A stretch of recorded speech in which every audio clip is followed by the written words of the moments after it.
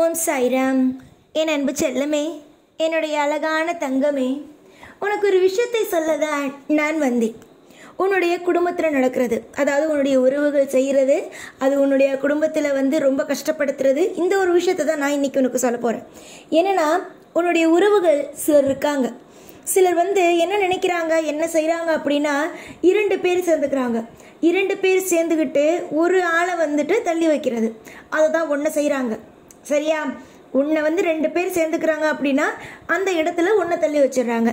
இப்போ உதாரணத்துக்கு ஒரு விசேஷத்துக்கே போகிற அப்படிங்கும்போது அந்த விசேஷத்தில் நீ போயிட்டு எல்லாத்தையும் போய் பழகணும், எல்லாரையும் நம்ம ஒரு நண்பர்களாகவோ ஒரு உறவுகளுக்கு அப்புறம் ஒரு நண்பனாக பார்க்கணும். உறவுகளிடம் கூட எதையும் சொல்ல முடியாது, ஆனால் நண்பர்களிடம் எல்லா விஷயத்தையும் சொல்லலாம். அந்த மாதிரியாக ஒரு பழக்கம் வச்சுக்கணும் அப்படின்னு சொல்லிட்டு நீ ஒவ்வொரு ஃபங்க்ஷனுக்கும் போகும்போது, ஒவ்வொரு விழாவுக்கும் போகும்போது உன்னுடைய உறவுகளோடு உட்காந்து பேசி பழகி சந்தோஷமாக இருக்கணும்னு தான் போவேன். ஆனால் வீடு திரும்பும்போது உனக்கு கிடைக்கிறது ராஜ மரியாதையாக இருக்காது. அது உன்னை ரொம்ப தாழ்த்தி உன்னை தேவையில்லாத மாதிரி பேசி நீ சிரிச்சுக்கிட்டே போன நீ அந்த ஃபங்க்ஷன்லேருந்து ரிட்டர்ன் வரும்போது ரொம்ப கலங்கின ஒரு நிலையில் தான் வருவேன். இது எப்பயுமே நான் பார்த்த ஒரு விஷயம். இதில் முக்கியமான காரணம் என்னென்னா, 2 பேர் சேர்ந்துப்பாங்க, ஒன்றை தள்ளி விட்டுருவாங்க. இதுதான் எங்கே போனாலுமே உன்னுடைய வாழ்க்கையில் நடக்கிற ஒரு விஷயமே. 2 விஷயம் சொல்கிறேன். நீ ஒரு விசேஷத்துக்கு போகிற 2 ஆள் சேர்ந்துருக்காங்க. அந்த 2 ஆளும் சேர்ந்து என்ன பண்ணுவாங்கன்னா, உன்னை பற்றி பேசுவாங்க. நீ போகும்போது உன்னை பற்றி பேசுகிறது, வரும்போது உன்னை பற்றி பேசுகிறது. நீ ஒரு விஷயத்த செஞ்சுருக்க மாட்டேன், உன் குடும்பத்தில் ஒரு விஷயம் நடந்திருக்காது. ஆனால் அவங்க நினைக்கிற விஷயம் என்ன தெரியுமா? இவ இதை பண்ணிட்டா, இதை செஞ்சுட்டா, என் வாழ்க்கையில் இது நடந்துட்டு அப்படின்னு அவங்களே ஒரு விஷயத்தை சித்தரிச்சுக்கிறது. இதுதான் இப்போது உன்னுடைய வாழ்க்கையில் உன்னுடைய உறவுகள் பண்ணிகிட்டு இருக்க ஒரு விஷயம். நிறைய வாட்டி நானுமே பார்த்துட்டேன். என்னடா இது, என் பிள்ளைக்கு இப்படிப்பட்ட சோதனையெல்லாம் வருதே அப்படின்னு. ஆனால் ஒன்று மட்டும் சொல்ல நான் விருப்பப்படுறேன். ஒரு இடத்துக்கு போகும்போது 2 பேர் பேசுகிறது, அதை நீ உனக்கு மனசு சங்கடமாக இருக்கிறது எல்லாமே உன் வாழ்க்கையில் இப்போது சமீபமாக எல்லாமே நல்லதா அப்படிங்கிறது உனக்கு நல்லதாக நடந்துகிட்ருக்கு. ஏன் தெரியுமா நல்லது அப்படின்னு சொல்கிறேன்? ஒரு நபர் இன்னொரு நபரும் சேர்ந்து ஒருவரை பற்றி பேசுகிறாங்க அப்படின்னா அது பேசுகிறவனுக்கு பாதிப்பு இல்லை. 2 பேர் பேசிகிட்டு இருக்காங்க பற்றியா மற்றவங்களை பற்றி, அவங்களுக்கு தான் பாதிப்பு. ஏன் அப்படி பாதிப்பு அப்படின்னு சொல்கிறேன்னா, கேளு சொல்கிறேன். ஒரு பூனை, ஒரு சின்ன வயசு பூனை, அதே மாதிரி சின்ன வயசுலேருந்து ஒரு கிளி, 2 பேருமே சின்ன வயசுலேருந்து பெருசாக ஆகிற வரைக்கும் ஒரு நண்பர்களாக இருந்தாங்க. அவங்க ரொம்ப நண்பர்களாக இருந்தாங்க. விளையாடுறது, பேசிக்கிறது எல்லாத்துலேயுமே அவங்க நண்பர்களாக இருந்தாங்க. அவங்க பெரிய வயசு ஆயிடுச்சு. இதுக்கு பெரிய வயசு ஆனதுக்கு அப்புறமேட்டுக்கு ஒரு கிளி இன்னொரு கிளி வருது.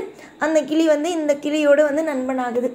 நண்பன் ஆகும்போது அந்த கிளி என்ன பண்ணுது அப்படின்னா, அந்த 2 கிளியுமே எப்படி இருந்துச்சுன்னா ரொம்ப ஒத்துமையாக சந்தோஷமாக, அப்படி இல்லாமல் எப்பயுமே சண்டை போட்டுக்கிட்டு, எப்பயுமே சண்டை போட்டு பொறாமையோட இப்படியே தான் இருந்துச்சு. ஒத்துமையே இல்லாமல் இருந்துச்சு 2 கிளியும்.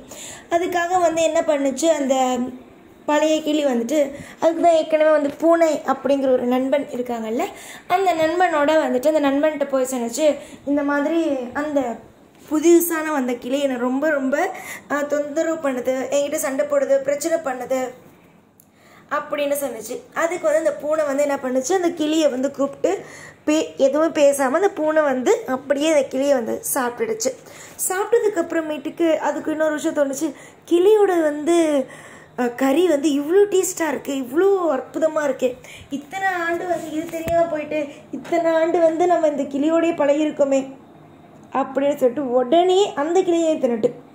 அப்போது இதுலேருந்து என்ன உனக்கு புரியுதுங்கிறத மட்டும் நல்லா யோசிச்சு பாருங்க. உன்னை பற்றி 2 பேர் பேசுகிறாங்க, புரியுதா? உன்னை பற்றி 2 பேர் பேசுகிறாங்க. அந்த 2 பேருமே உன்னை பற்றி பேசுகிற விஷயம் கிடைக்கல, அப்படி இல்லை, அதிகமாக ஒருத்தவங்களை பற்றி பேசிகிட்டே இருக்காங்க போது ஒரு நாள் 2 பேருக்குமே சண்டை வரும்.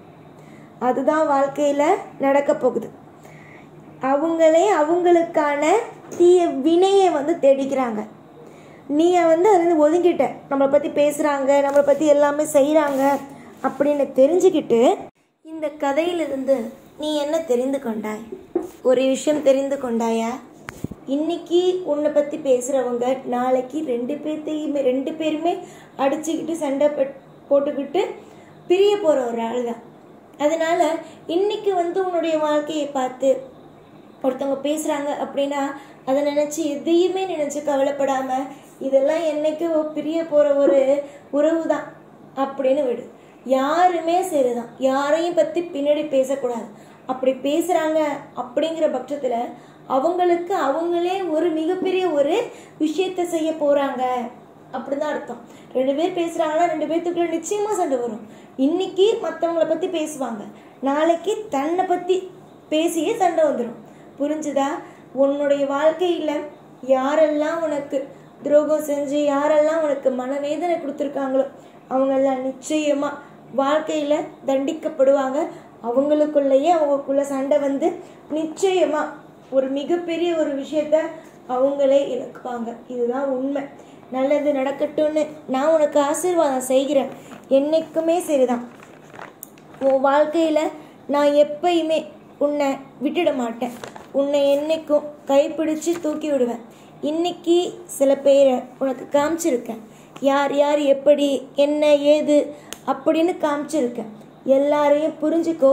யார் யார் எப்படிப்பட்டவங்க, எந்த மாதிரியான சூழ்நிலையில் உள்ளவங்க, உன்னை பற்றி எப்படியெல்லாம் பேசுகிறாங்க அப்படிங்கிறத தெரிஞ்சுக்கோ.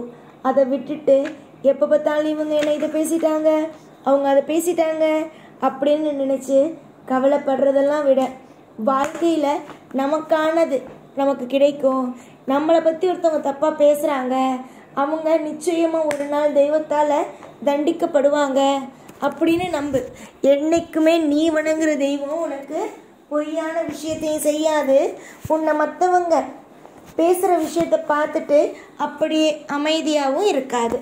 அவங்கவுங்க செய்கிறதுக்கான தண்டனையும் அவங்கவுங்க வாழ்க்கையில் அனுபவிக்க வேண்டிய விஷயத்தையும் அனுபவிச்சு தான் ஆகணும். நன்மைகள் என்னைக்கும் மலரும். நீ நன்மை செய்கிற அது மலரும்.